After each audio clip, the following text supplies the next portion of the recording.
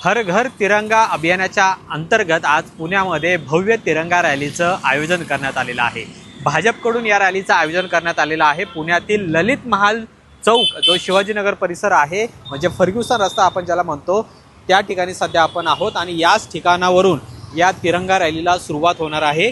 राज्याचे मुख्यमंत्री देवेंद्र फडणवीस आणि भाजपचे प्रदेश अध्यक्ष रवींद्र चव्हाण यांच्या उपस्थितीमध्ये ही तिरंगा रॅली होणार आहे। याची तयारी आपण पाहतो की छोटेखानी हा स्टेज तयार करण्यात आलेला आहे, ज्या ठिकाणी छोटंसं भाषण हे मुख्यमंत्र्यांचं होईल आणि त्यानंतर या तिरंगा रॅलीला सुरुवात होणार आहे।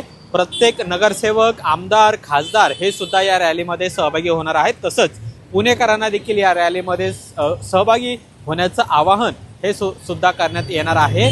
हर घर तिरंगा अभियानाच्या अंतर्गत खरं तर ही रॅली भाजपकडून काढण्यात येत आहे आणि पहिल्यांदाच मुख्यमंत्री देवेंद्र फडणवीस या तिरंगा रॅलीला उपस्थित राहणार आहेत। हजारो पुणेकरांच्या उपस्थितीमध्ये ही तिरंगा रॅली निघणार आहे आणि याच फर्ग्युसन रस्त्यावर दुपारी 3 वाजता या रॅलीला सुरुवात होईल असं सुद्धा सांगण्यात आलेलं आहे।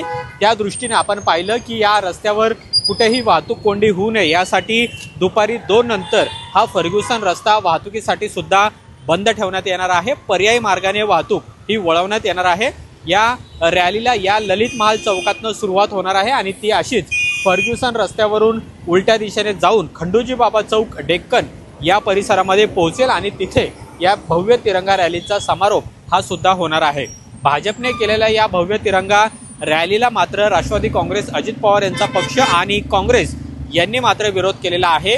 एकीकडे देशाचे पंतप्रधान हे इंधन वाचवा यासाठी सार्वजनिक वाहतूक व्यवस्थेचा वापर करा असं सांगतात, मात्र याच तिरंगा रॅलीमध्ये भाजपकडून मोठ्या प्रमाणात वाहनांचा वापर करण्यात येणार आहे, ज्याच्यामध्ये इंधन वाया जाणारच आहे मात्र प्रदूषणही होणार आहे असं विरोधकांचं म्हणणं आहे आणि त्यामुळे भाजपने ही तिरंगा रॅली दुचाकीवरून न काढता पायी चालत काढावी असं सुद्धा आवाहन करण्यात आलेलं आहे। आणि त्या दृष्टीने आपण पाहतोय की भाजपने मोठी तयारी आहे ती सुद्धा या रॅलीसाठी केलेली आहे।